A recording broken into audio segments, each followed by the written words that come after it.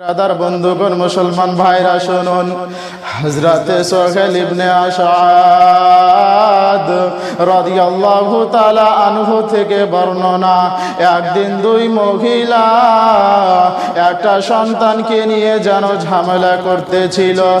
আর একটা মহিলা বলছে সন্তান হচ্ছে আমার, আর দ্বিতীয় মহিলা বলছে সন্তানটা হচ্ছে আমার। সেই সন্তানটাকে নিয়ে সে মহিলা দুটি যেন ঝগড়া করতেছিল। সে মহিলা দুইটি হযরতে আলীর দরবারে চলে গেল আর বলছে, হুজুর গো, এই সন্তানটা হচ্ছে আমার। হযরতে আলী রাদিয়াল্লাহু তাআলা আনহু গো সে মেয়ে দুটিকে অনেক বুঝাবার চেষ্টা করলো, কিন্তু সে মহিলা কোনো মতেই বুঝতে চাহে না। হযরতে আলী বলছে, মহিলা শুনো, তাহলে একটা কথা শোনো। বলছে, হুজুর গো, আচ্ছা বলেন কি কথা। হযরতে আলী বলছেন, মহিলা একটা তরবারি নিয়ে এসে দাও।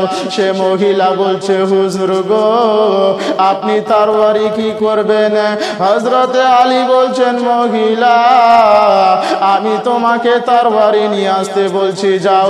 সে মহিলা বলছে, হুজুর গো, আপনি আমাকে দয়া করে বলুন আপনি তরবারি কি করবেন? হযরতে আলী বলছেন, মহিলা আমি যে তোমাকে বলছি তরবারি নিয়ে এসো। সে মহিলাটা কান্না করতে লাগলো আর বলছে, হুজুর গো, আপনি আমাকে দয়া করে বলুন আপনি তরবারি কি করবেন?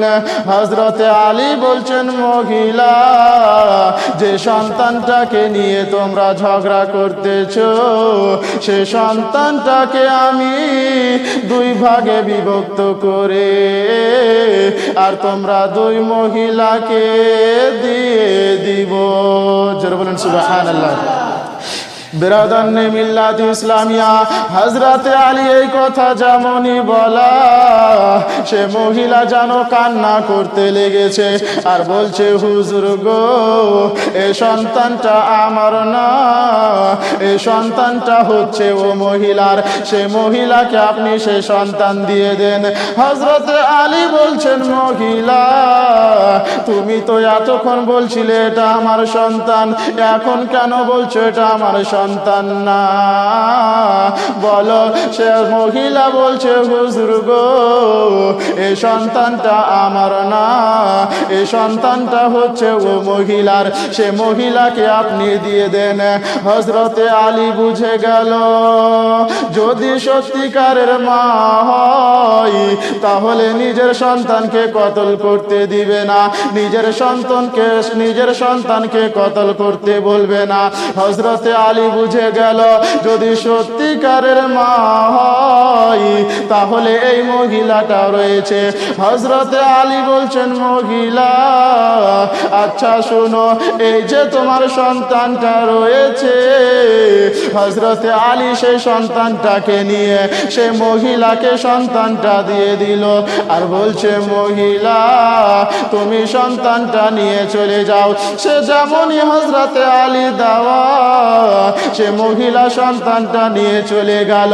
আর যেই মহিলাটা বলছিল, হুজুর গো, এই সন্তানটা আমার, হযরতে আলী বলছে, মহিলা শুনো, তুমি আলীর দরবারে এসে কিভাবে মিথ্যা কথা বললে বলো?